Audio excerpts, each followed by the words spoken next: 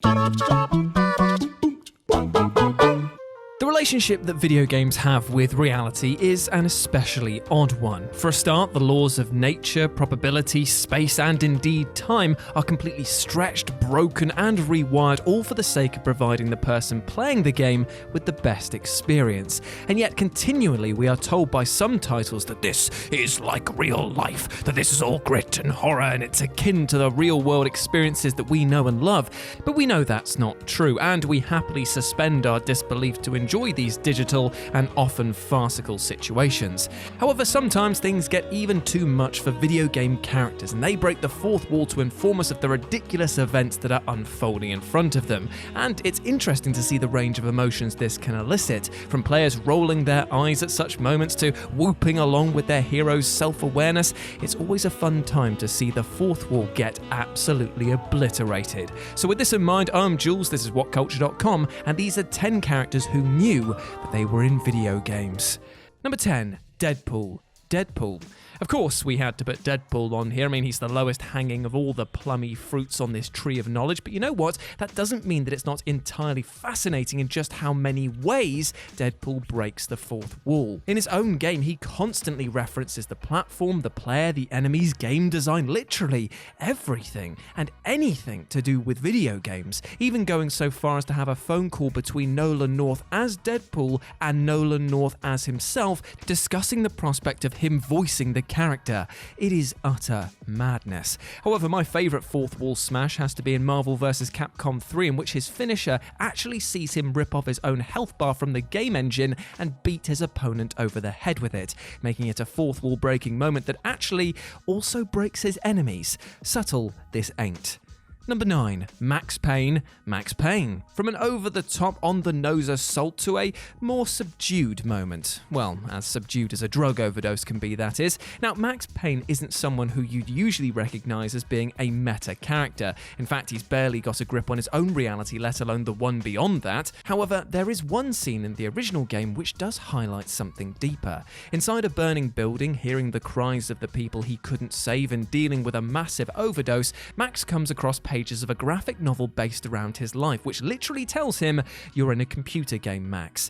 Max then goes on to ramble about weapons statistics hanging in the air out of the corner of his eye, endless repetition of the act of shooting, and time slowing down to show off his moves. He then recognizes the HUD, and the paranoia only grows and grows. It's unclear whether this memory still lingers with the iterations that are in later games, but it's humorous and harrowing in this instance, to say the least. Number 8, Pit and Lady Palutena, Kid Icarus. With Kid Icarus getting a 3DS sequel some 20 years after his Game Boy outing, many fans were pleased to see the winged wonder return, and it was clear from playing this title that all those years on the shelf had allowed the cast of this game to look around the Nintendo office and get self-referential. Pit even asks who is this Icarus character this game is named after, and can he meet him, and even makes a cheeky reference to a game called Super Bash Sisters, which I'm sure made a few Nintendo staffers giggle with delight, but you know what? I'm just laughing because it sounds like a terrible porn parody, and also reminds me that Nintendo actually owns the rights to a Mario porn film. Seriously, look it up.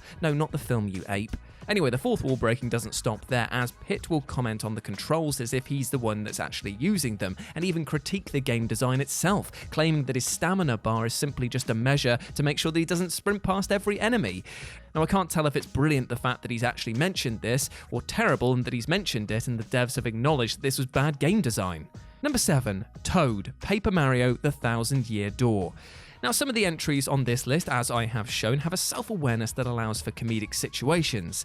Here, though, in Mario the Thousand Year Door, it does get a little bit like shameless self-promotion. Across the game, you'll find smaller toads, or I guess we're calling them toadlings, who will bang on about their video game addictions, playing the new Nintendo 64, GameCube, and Game Boy Advance, and how they absolutely love Fire Emblem and the Paper Mario franchise. We get it, Ninty, you make great stuff, but you know what, just leave my wallet alone. However, if you're looking for something more on the nose than white powder on scar faces, then look no further than every time the game turns into, well, basically a pantomime, with characters commenting on our lust for violence and even one enemy asking us not to tell Mario about his true identity, like it's some sort of Punch and Bloody Judy show.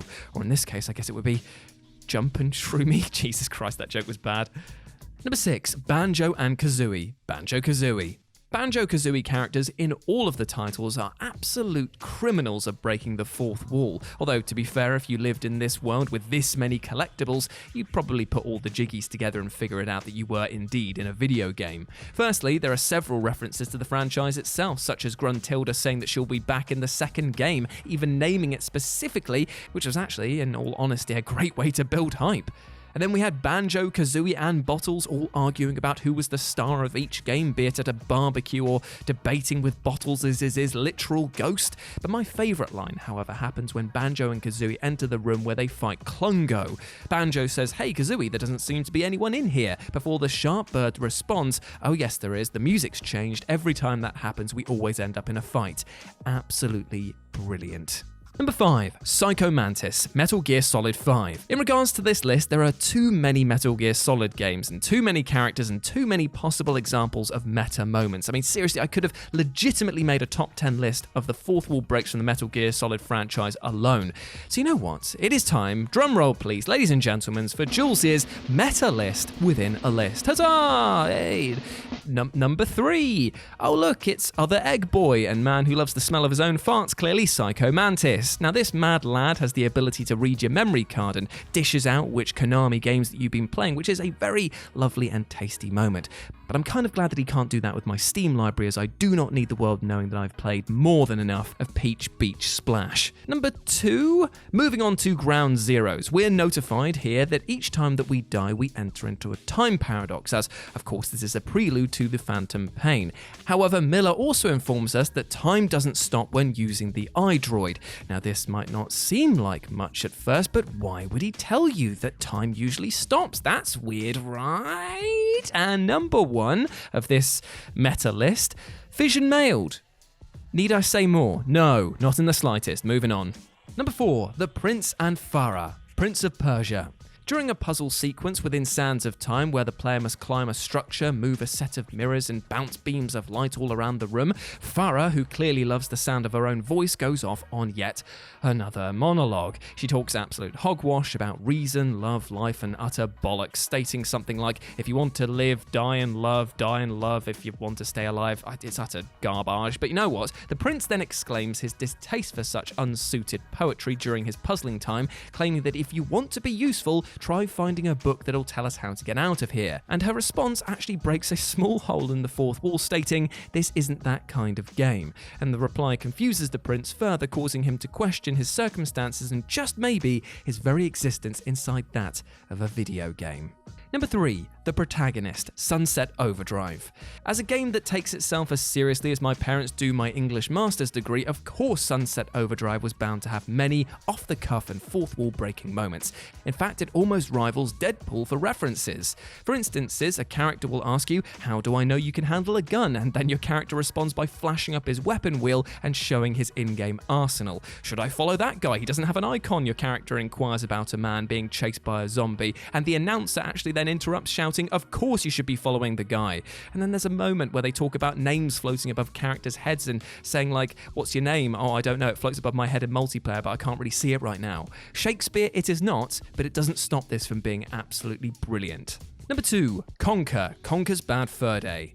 During Conker's Bad Fur Day, specifically during a sequence paying tribute to the scene in Aliens with Ripley in the mech suit, Conker has a moment of existentialism as the very game that he's in completely locks up, meaning that he's able to escape death just by moving around the frozen assets. But that is just the tip of the iceberg.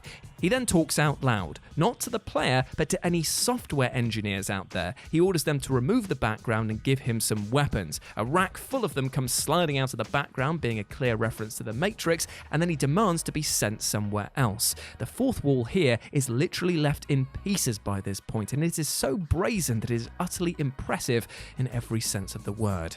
And number 1, Sam Fisher and Lambert, Splinter Cell Chaos Theory.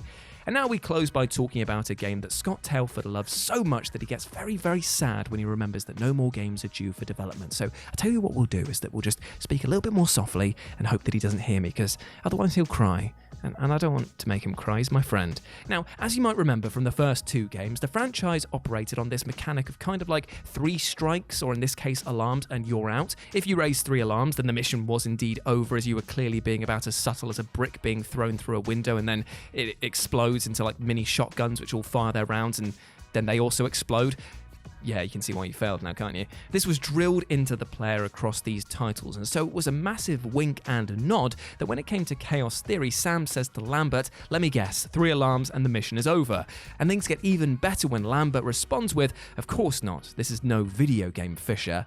I love this, as not only had the game changed the rules, but it was ribbing itself, and that type of meta humour, it gets me each and every time. And there we go, my friends. Those were 10 times that characters knew that they were in video games. I hope that you enjoyed that, and please let me know what you thought about it down in the comment section below. If you want to chat to me further about video games, movies, TV, and anything else, you can do so over on Twitter at RetroJ with a 0. You can also check out my board game channel, which is called Live and Let's Dice. Do it. But before I go, I just want to say one thing. We spoke today about characters who knew that they were in different situations than they thought they were originally. And you know what? That comes down to perspective, my friends. Sometimes we can go barreling through our lives just thinking that if we chuck a load of energy and time and effort at something that it will change in our favor. But you know what? Unfortunately, life is pretty unfair sometimes, and sometimes you do need a helping hand in order to gain perspective to see if you could better spend your energy elsewhere. Taking a step back will allow you to get centered and also realize if you need help achieving your goals. And remember, friends, family, professionals in the support industry, all of us care about you and want you to do well. So go out there and smash it, you big ledge. As always, I have been Jules. You have indeed been awesome. Never forget that, and I'll speak to you soon.